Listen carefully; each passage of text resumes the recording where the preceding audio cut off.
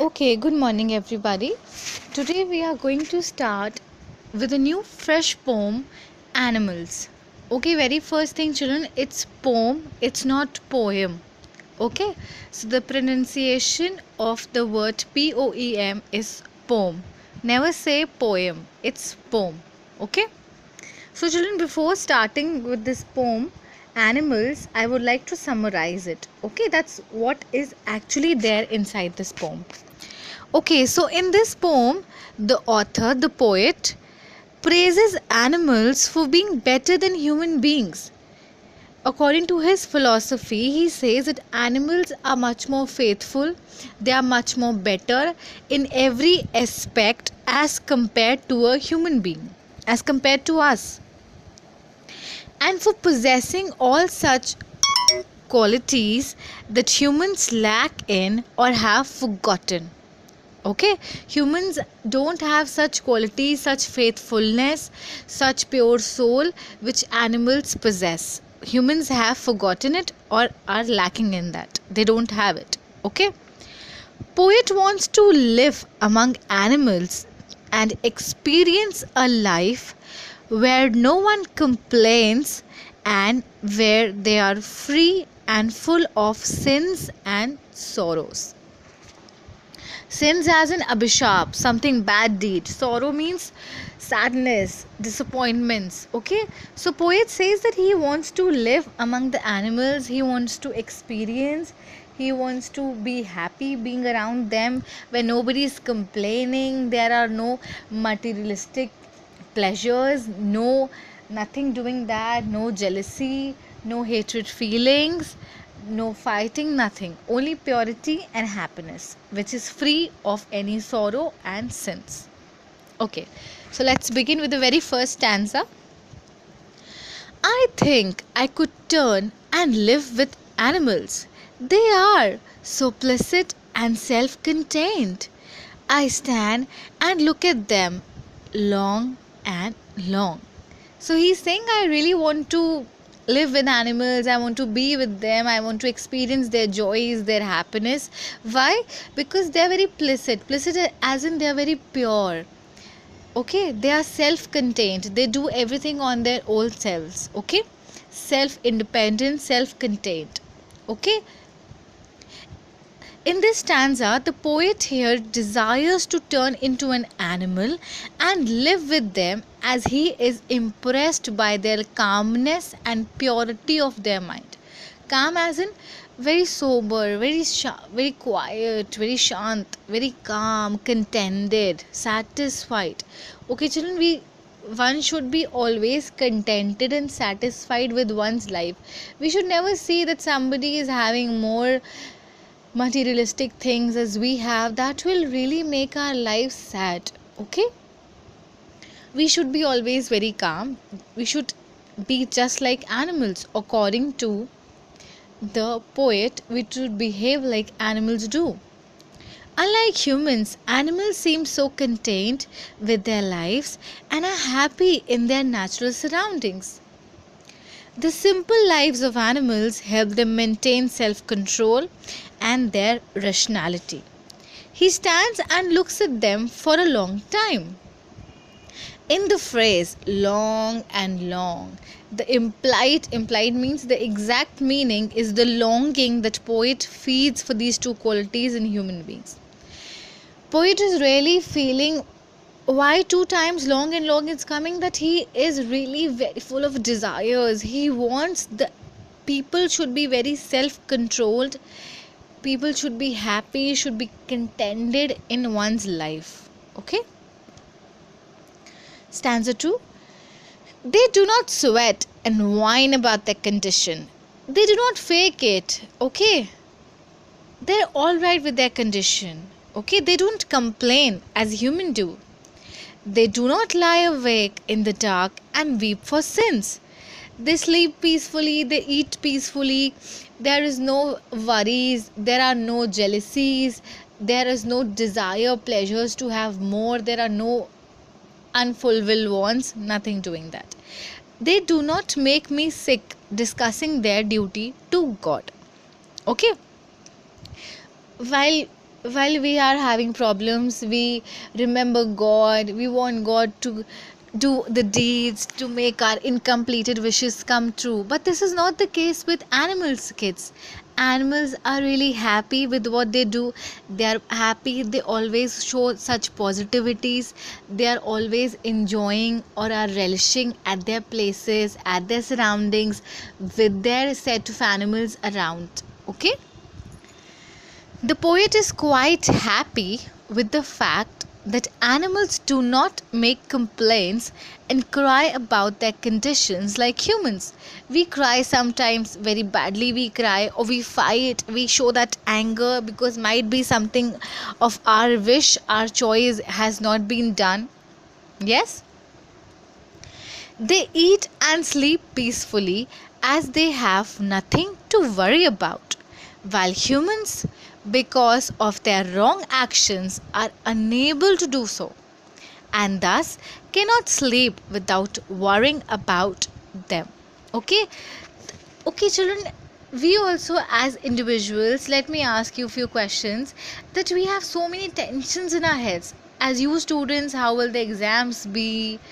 We as adults, how will this work can happen? How will this be completed? This pandemic that has occurred, we think about it. We should be safe. Our families should be safe. What should we eat? We should keep our immunity strong. So there are so many tensions, so many things going inside our heads. We are present over here, but sometimes our mind takes us somewhere else. Some difficult scenarios are going inside our heads. So that the same thing the poet is saying, that this is not the case with animals. Animals are doing their work very peacefully, very calmly, while humans, because of their wrong actions, are unable to do so and thus cannot sleep without worrying about them. We often realize we have done a mistake, or we think, no, we shouldn't have done this way, we should have done it that way. So often the choices we make often compel us to regret it in the near future. Okay? It does happen, it is a very regular phenomena. Humans, even after committing sins, talk about God and rightness. He's saying that humans sometimes do very bad deeds. They hurt people, they do bad things. But still they complain to God and say, God, please make things do right. That is wrong. Ultimately, God helps those who help themselves. Yes? While animals are simple creatures, they do not need to worry about praying to God. The poet here means that since animals are so pure, they do not pray to God for forgiveness or ask God to fulfill their desires like humans. They do not beg in front of God or plead. Okay? We have a motto behind everything. We are helping someone, deep inside we have some motto. We are praying to God, deep inside we have a motto. This thing should be fulfilled, this desire should make happen. Okay? Stanza 3. Not one is dissatisfied, not one is demented with the mania of owning things. The mania, the show off, the show of business happening around. Not one is demented, as in possessing the materialistic things which I talked about in the very beginning. The desires to get things fulfilled. Okay? Not one kneels to another, nor to his kind that lives thousands of years ago. Not one is respectable or unhappy over the whole earth. The poet is saying that since all of them are equal, why to insult anybody? Why to disrespect anybody? Or why to make any one of us that person is also an individual?